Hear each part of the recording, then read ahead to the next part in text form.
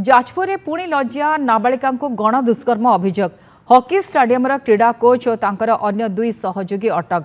Coach और सहयोगी रास्तार उठाई एक लॉज रे युवती को दुष्कर्म करथिबा अभियोग। घटना पर संपृक्त हॉकी कोच को उठाई नहीं जाजपुर टाउन थाना पुलिस। गत 3 तारिख संध्यारे घटिथिला ए घटना। छात्री जनक जाजपुर हॉकी स्टाडियम रे नेउथिले प्रशिक्षण। 3 जनक नारे टाउन थाना रे अभियोग होईछि। जिला कोर्ट रे पीड़िता बयान रेकर्ड होईछि। 2 हॉकी प्रशिक्षक समेत 3 जनक नारे नाबालिका अभियोग करछंती।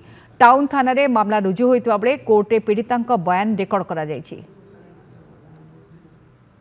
शिक्षा क्षेत्र में हो बा क्रीड़ा क्षेत्र में हो से भविष्य गढ़ती। तेणु आज सरकार अपारगता हो बा सरकार अवहेला हो बा प्रशासन हो से शिकार होउचंती महिला माने। सरकार कौन कही सरकार को आसीथिले नारीर सुरक्षा करथिले, स्वच्छ शासन करिवे कहिथिले, ताले आज करिसेंती कोन?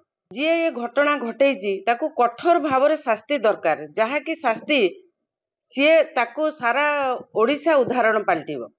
तेणु मु घटना को जेतिकी निंदा करुची प्रशासन और सरकार को ताठारु अधिक करुची। पीड़िता पहुंचा पर आज पर आवर फॉर्मालिटीज से तार आयो प्रेयर कल आयो तार जमानबंदी रेकर्ड कला परे 161 रेकर्ड कला परे 164 पई मानवर अदालत को